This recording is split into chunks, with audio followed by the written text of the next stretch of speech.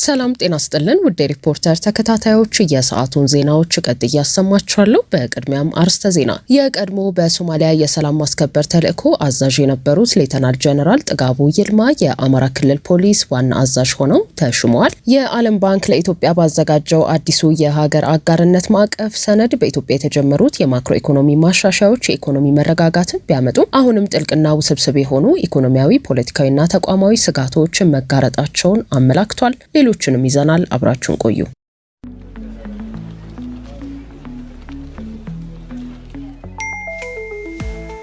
ለሰራተኞች ደሞዝና ተጨማሪ ክፍያዎችን ለመፈጸም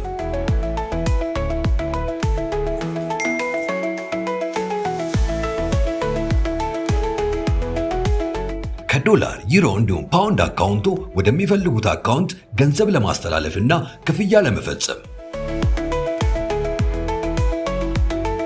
የረጅም ጊዜ የባንክ ስቴትመንቶችን በቀላሉ ለማግኘት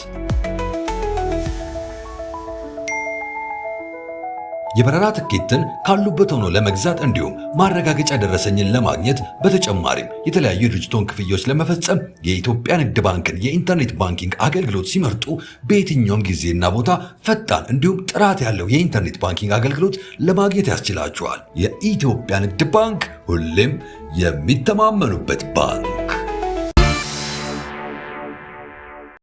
የአማራ ብሔራዊ ክልላዊ መንግስት ርዕሰ መስተዳድር አቶ አረጋ ከበደ ዛሬ በሰጡት አዲስ የስራ ሹመት በመከላከያ ሰራዊት ከ40 ዓመታት በላይ ልምድ ያላቸው ሌተናል ጀነራል ጥጋቡ ይልማን የአማራ ክልል ፖሊስ ዋና ጠቅላይ መምሪያ አዛዥ አድርገው ሾመዋል። በ2017 ዓ.ም ከመጋቢት 19 ቀን ጀምሮ የክልሉን ፖሊስ ዋና ጠቅላይ መምሪያ ለመምራት የተሾሙት በወቅቱ የፌዴራል ፖሊስ ኮሚሽን ምክትል ኮሚሽነር የነበሩት ዘላለም መንግስቴ ለአንድ ዓመት ከመንፈቅ ገደማ የአማራ ክልል ፖሊስ አዛዥ ሆነው ካገለገሉ በኋላ ከኃላፊነት ተነስተዋል። የክልሉ ፖሊስ ዋና ጠቅላይ መምሪያ ከመከላከያ ሰራዊት አዲስ አዛዥ የተሾመለት መሆኑን ተከትሎ የዋና ጠቅላይ መምሪያው አዛዥ የነበሩት ኮሚሽነር ጀነራል ዘላለም መንግስቴ ወደ ኢትዮጵያ ፌዴራል ፖሊስ ተመልሰው በምክትል ኮሚሽነርነት መሾማቸውን በዛሬው ዕለት የክልሉ ፖሊስ አስታውቋል። በመጋቢት ወር 2017 ዓ.ም ኮሚሽነር ጀነራል ዘላለም መንግስቴ የአማራ ክልል ፖሊስ ኮሚሽነር ሆነው ሲሾሙ የአማራ ክልል ፕሬዝዳንት አቶ አረጋ ከበደ በጸጥታ ዘርፉ ላይ አዳዲስ ሹመቶችን ይፋ አድርገው የነበረ ሲሆን እሸቱ የሱፍ የአማራ ክልል ሰላምና ጸጥታ ቢሮ ኃላፊ እንዲሁም አቶ አስቻለ አላመሬ የአማራ ክልል ሚሊሻ ጽህፈት ቤት ኃላፊ ተደርገው ተሹመው እንደነበረ አይዘነጋም። በዛሬው ዕለት የአማራ ክልል ፖሊስ ዋና ጠቅላይ መምሪያ አዛዥ ተደርገው የተሾሙት ሌተናል ጀነራል ጥጋቡ ይልማ የመከላከያ ሰራዊት የጤና መምሪያ ኃላፊ በመሆን እንዲሁም በአፍሪካ ህብረት የሶማሊያ ሰላም ማስከበር ተልዕኮ አሚሶም ዋና አዛዥ ሆነው በማገልገል የሚታወቁ ሲሆን ከጥቂት ሳምንታት በፊት አሚሶምን በተካው የአፍሪካ ህብረት የሶማሊያ ድጋፍና ሽግግር ተልዕኮ ኤዩሶም ስብሰባ ላይ መከላከያ ሚኒስቴርን ወክለው በኡጋንዳ በተካሄደ ስብሰባ ላይ ተካፍለው ነበር። ሌተናል ጀነራል ጥጋቡ ይልማ በመከላከያ ሰራዊት የተለያዩ እርከኖች ላይ በመስራት ወደ 40 ዓመት የሚጠጋ ልምድ እንዳላቸው መረጃዎች ያመለክታሉ። ከቅርብ ዓመታት ወዲህ የክልልና የከተማ አስተዳደሮች የፖሊስ ተቋማት ከመከላከያ ሰራዊት በወጡ ወታደራዊ አዛዦች እየተመሩ ሲሆን ለአብነትም በአሁኑ ወቅት የኦሮሚያ ክልል ፖሊስ ኮሚሽን ዋና ኮሚሽነር የሆኑት ጀነራል ድሪባ መኮንን እንዲሁም ከ7ኛው ሀገር አቀፍ ምርጫ አስቀድሞ የአዲስ አበባ ፖሊስ ኮሚሽነር እንዲሆኑ የተሾሙት የቀድሞው የመከላከያ ሰራዊት የምድር ኃይል ዋና አዛዥና የመተከል ዞን ኮማንድ ፖስት አዛዥ የነበሩት ሌተናል ጀነራል አስራት ዴኔሮ ተጠቃሽ ናቸው። የዛሬው የሌተናል ጀነራል ጥጋቡ ይልማ ሹመትም ሌላኛው ከመከላከያ ሰራዊት አዛዥነት ወደ ፖሊስ መምሪያ የተደረገ ሹመት ሆኗል። የዓለም ባንክ ለኢትዮጵያ ባዘጋጀው አዲሱ የሀገር አጋርነት ማዕቀፍ ሰነድ በኢትዮጵያ የተጀመሩት የማክሮ ኢኮኖሚ ማሻሻያዎች የኢኮኖሚ መረጋጋትን ቢያመጡም አሁንም ጥልቅና ውስብስብ የሆኑ ኢኮኖሚያዊ፣ ፖለቲካዊና ተቋማዊ ስጋቶች መጋረጣቸውን አመለከተ።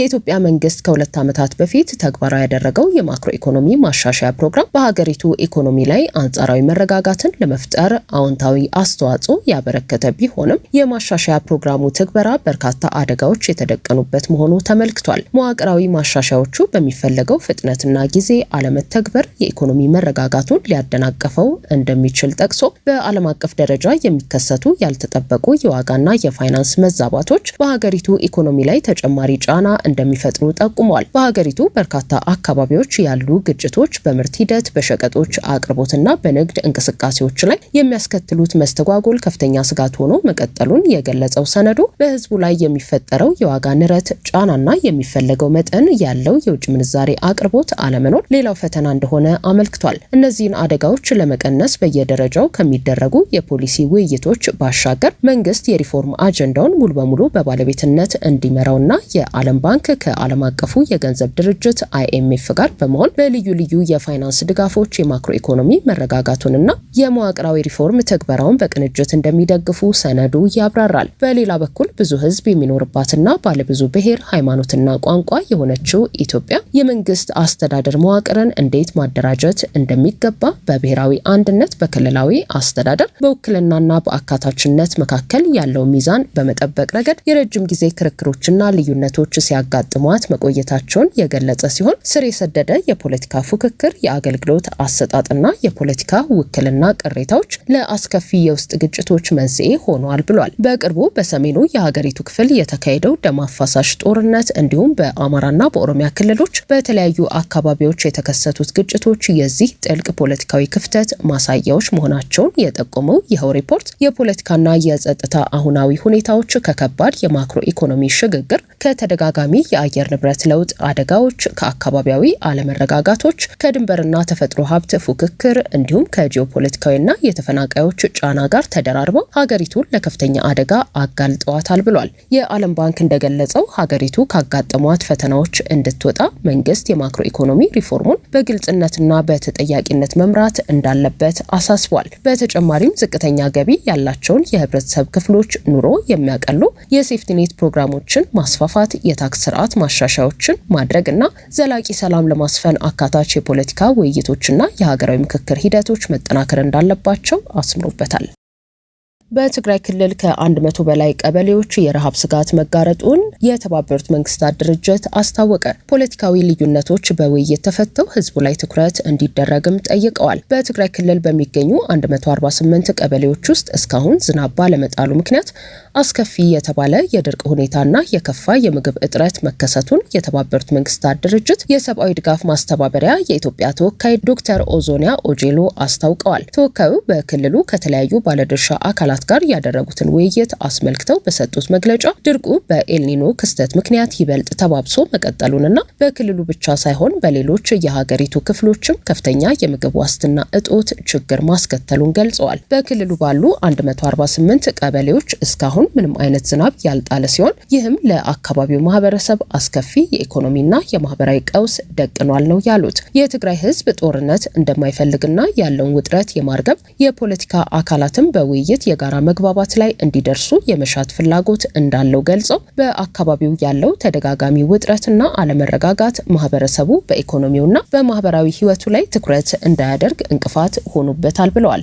የተባበሩት መንግስታት ድርጅት ዋና ትኩረት አስቸኳይ የሰብአዊ እርዳታ ለሚፈልጉ ወገኖች ድጋፍ ማቅረብና መደበኛ የኢኮኖሚ እንቅስቃሴዎች ወደ ነበሩበት እንዲመለሱ ማድረግ ነው ያሉት የመንግስታቱ ድርጅት ተወካይ ማንኛውም የፖለቲካ ልዩነት በጠረጴዛ ዙሪያ መፈታት እንደሚችል ገልጸው የፖለቲካ መሪዎች የህዝቡን ድምጽ በመስማት ከጦርነት ቅስቀሳ ይልቅ የጋራ ተስፋን ወደሚያረጋግጡ ተግባራዊ እርምጃዎች እንዲሸጋገሩ ጥሪ አቅርበዋል። የክልሉ ግብርና ቢሮ ከቀናት በፊት በሰጠው መግለጫ በኤልኒኖ የአየር ንብረት ለውጥ ምክንያት በክልሉ በርካታ ዞኖች የድርቅ ክስተት መስተዋሉን መግለጹ ይታወሳል።